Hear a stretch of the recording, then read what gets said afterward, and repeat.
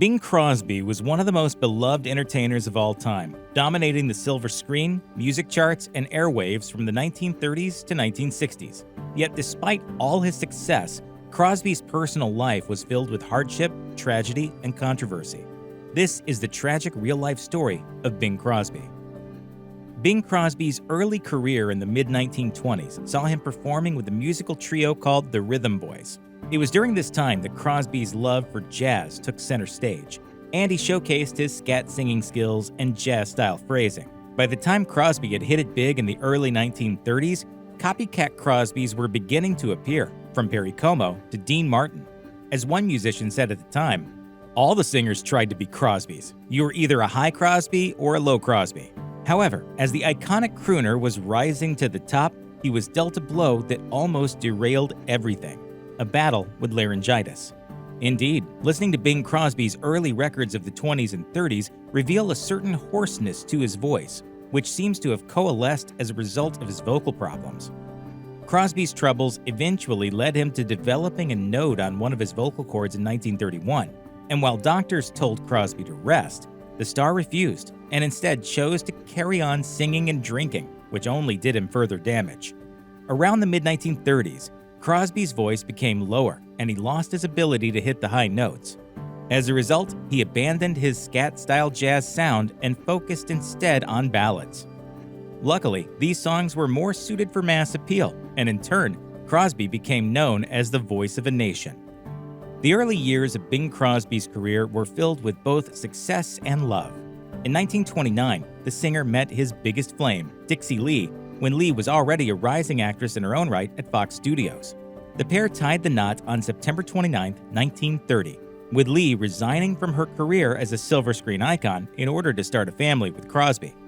They settled in Toluca Lake, Los Angeles in 1936, snagging a beautiful estate that sprawled across 4 acres. Unfortunately for Crosby and his family, tragedy struck in 1943 when a fire destroyed their home and most of their personal possessions. The $250,000 fire occurred in early January, after Lee and the kids were taking down Christmas tree decorations, resulting in a short circuit that ignited the tree. The damage was catastrophic, destroying Crosby's horse racing and golf trophies, as well as his prized collection of musical recordings. Thankfully for Crosby, there was one small silver lining to all this. He managed to salvage a charred sports shoe from the remains of his dressing room, which miraculously still contained an unharmed $2,000 of cash race earnings. Although Dixie Lee was once an entertainer herself, her relationship with the spotlight was much more complex and destructive than Bing Crosby's. In fact, Lee didn't duck out of public life just to help her husband's career. She also did it because she was deeply uncomfortable in front of the camera. As it turned out, leaving the limelight wasn't all the former star needed. In his memoir, Dixie and Bing's son Gary Crosby wrote, "My mother was the kind of person who needed to hear, 'Sweetheart, darling, I love you,' and he just couldn't do it." She often turned down her husband's invitations to join him on movie sets or parties, but this also had an effect on her well-being.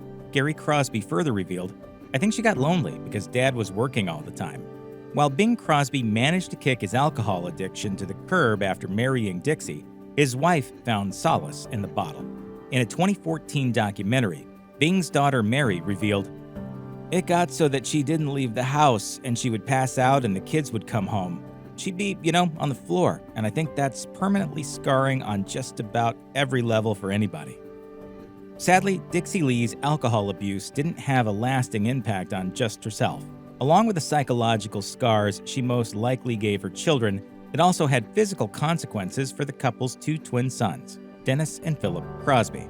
The twin Crosby brothers were victims of fetal alcohol syndrome. Heartbreakingly, because the issue wasn't discussed at the time, neither Lee or Bing knew how to help their children. Eventually, all of Bing's sons from his marriage to Lee became alcoholics, and by the time Dennis was 56, he had died by suicide from a self-inflicted gunshot wound. At Dennis's memorial service, Gary Crosby said, "When my mother died, I saw the light go out of his eyes. As far as I'm concerned, he's been trying to get back to her ever since." Although Bing Crosby had begun a family with Dixie Lee, he had done so just as he solidified his status as an A-lister, and as a result, the star was often away from home. It's something that the world-famous crooner admitted near the end of his life as well. Speaking with Barbara Walters in 1977, Bing looked back on his time as a father. I was very busy then, making 3-4 pictures a year, had the radio and records, and they were in boarding schools, most of their high school years.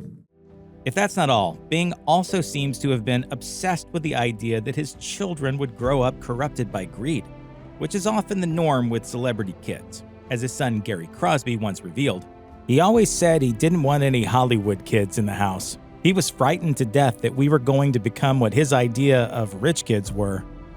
But Bing's obsession only pushed the boys away. It was only during Bing's second marriage to his wife Katharine Grant that he finally kicked his paternal instincts up a notch.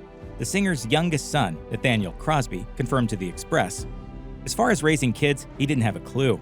I can't say what happened with my father's first family. I believe he had more time to spend with us as his career was less of a priority later in life."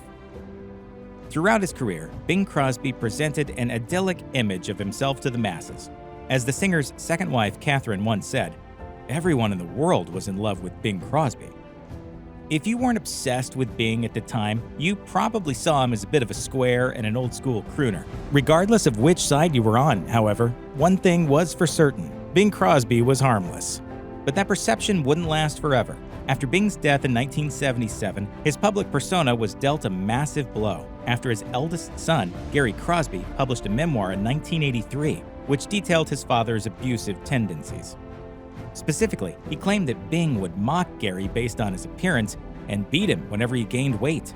While Bing's other children came in for their fair share of abuse too, however, Dennis Crosby explained at the time that Gary frequently came in for the worst of it. Phillip Crosby, meanwhile, downplayed his brother's claims.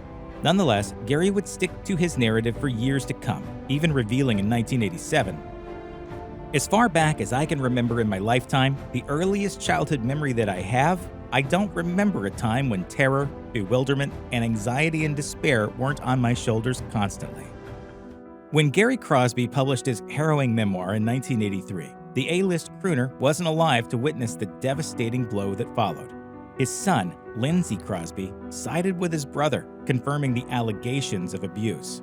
As People magazine revealed at the time, Lindsay's endorsement was surprising, since, by most accounts, he had been Bing's favorite child. When their father was still alive and the boys were already adults, it seems like Bing put time and energy into trying to make sure his sons didn't go astray. In fact, while Lindsay was struggling with alcohol and depression, Bing, concerned for his son's health, considered placing him in a psychiatric ward. Lindsay reportedly rejected Bing's pleas for help and sadly never recovered from his mental health issues. In December 1989, Lindsay died by suicide after learning the family inheritance he had was gone. The youngest of Bing and Dixie Lee's children had battled alcoholism and depression for years, along with the considerable strain of living in the shadow of his famous father. After years of loneliness coupled with decades of alcohol abuse, Bing Crosby's wife, Dixie Lee, was diagnosed with ovarian cancer in June 1952, at only 40 years old. Even more tragic was Bing's absence when his wife passed that same year. Lee's doctors had decided not to let her know the cancer was terminal, and her husband subsequently jetted off to Paris for a scheduled movie shoot, so as not to raise suspicion anything was wrong. Because Bing Crosby was such a star, the singer didn't even have peace on the day of his wife's funeral. Gary Crosby later explained, "It was a freaking circus. Through it all, it was like he was alone." In an ironic twist of fate, Dixie Lee's passing brought the family closer together, if only for a brief period of time. As for Bing himself, the crooner has been quoted as saying, "I will never talk about my grief at losing her.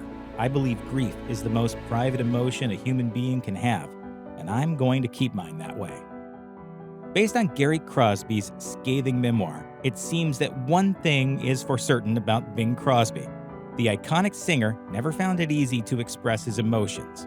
This fact is something Barbara Walters touched upon too during her 1977 interview with Bing, when she elaborated on the public's perception of the singer. This picture of a man who finds it very hard to give or receive emotion. Bing shrugged off these allegations at the time, calling himself a, quote, surface fella. Yet his second wife, Katharine, can attest to her late husband's stoic nature.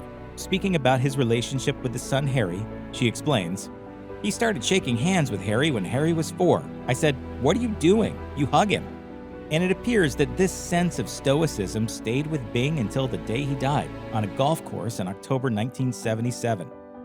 Speaking to The Express, his youngest son, Nathaniel, recalled being with his father during his final moments.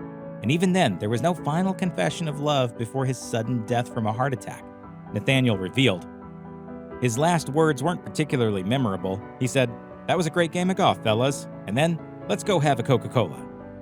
Throughout Bing's lengthy career, the legendary crooner put out an incredible 1,200 tunes.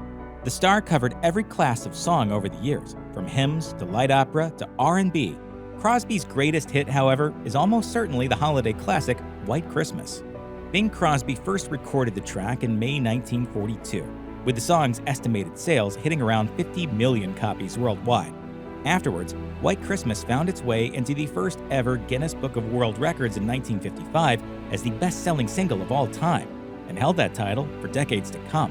Although Crosby's legacy remains, has this long and impressive career been overshadowed by one transcendent moment of beloved holiday cheer? Some seem to think so. As record producer Ken Barnes so succinctly puts it, history doesn't see Bing as a trailblazer. History sees him as the guy who comes out every year and sings White Christmas. Luckily, Bing himself never worried about the song. In 1977, Barbara Walters pressed to find out if Crosby was sick of his own Christmas classic. No, I could never be sick of it. I just fear that people will be sick of it.